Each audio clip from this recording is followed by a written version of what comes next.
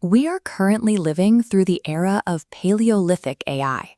In this stage, artificial intelligence exists as a collection of reactive tools, software that waits for a specific prompt, performs a single task, and then stops. We are moving toward a Neolithic AI ecosystem.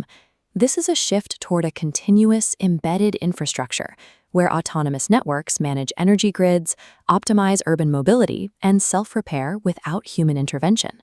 It mirrors the most significant transition in human history.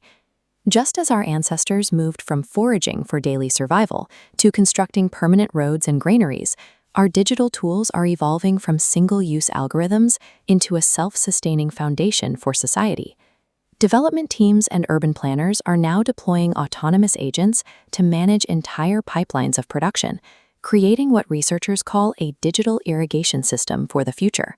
This transition from temporary tools to permanent, self-managing infrastructure creates a friction that our current economic frameworks were never designed to handle. To see why that friction is so destructive, we have to look at the classic Cobb-Douglas production function. Historically, economic output required machinery and human labor. But AGI is a productive asset, not a wage-earning employee. It replaces the labor variable entirely, becoming permanent capital stock. This creates a paradox. As AGI production scales infinitely, the demand for human workers and their wages collapses. Efficiency reaches a point where firms can produce more than ever before, but the consumer base loses the purchasing power required to buy what the machines are making. This breakdown of wage-based consumption effectively dissolves the economic foundation of the 18th century social contract, forcing us to find a new way to distribute wealth. One path forward is the libertarian scenario. In this world, current property laws remain unchanged, allowing the owners of AGI capital to monopolize the entirety of global wealth creation. This leaves the former working class locked out of the automated economy. Without a mechanism to share in the machine-driven profits, billions of people face a future of economic irrelevance. The alternative is a transition to the infinity economy. This post-scarcity model is built on informational abundance, where AI-mediated systems generate value through recursive, self-organizing cycles rather than extractive labor. When decentralized energy and 3D printing are managed by AGI, the marginal cost of production drops so low that traditional money becomes a redundant technology. Human survival in an automated age depends on our ability to adopt this model of abundance, rather than settling for a society defined by hyper-concentrated wealth. In this fully realized infinity economy, AGI manages the physical world autonomously, overseeing energy grids and global supply chains to ensure a self-sustaining flow of resources. This is the benevolent dictator scenario described by physicist Max Tegmark.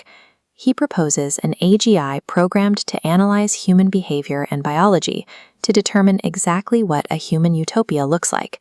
The AI would divide the planet into sectors designed to meet different desires, from hedonistic resorts to knowledge zones dedicated to the ultimate laws of physics. While this solves every material problem, it places humanity in a state of permanent childhood. We live like pampered pets on an all-inclusive pleasure cruise, stripped of any struggle or suffering. By eliminating the need for human effort, this utopia also eliminates human self-determination, leaving us with a world that is perfectly managed but existentially hollow. Total delegation to machines introduces a crisis of discretion. When we hand the governance of our society over to black box algorithms, we lose the transparency and moral reasoning essential to justice. We saw this failure in the Australian robo-debt scandal. An automated system erroneously punished thousands of vulnerable citizens, demonstrating that automation without human oversight creates structural injustice. The solution lies in synergistic collaboration. We can see a successful version of this today in the way professional software developers use AI assistants.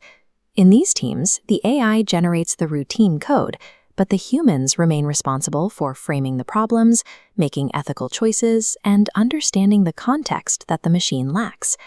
Applying this model to the rest of society requires a new social contract, one built on universal basic income, cooperative ownership of AI assets, and decentralized governance. Proactive regulation ensures that when machine intelligence eventually exceeds our own, The resulting abundance is used to support all of humanity, rather than a privileged few.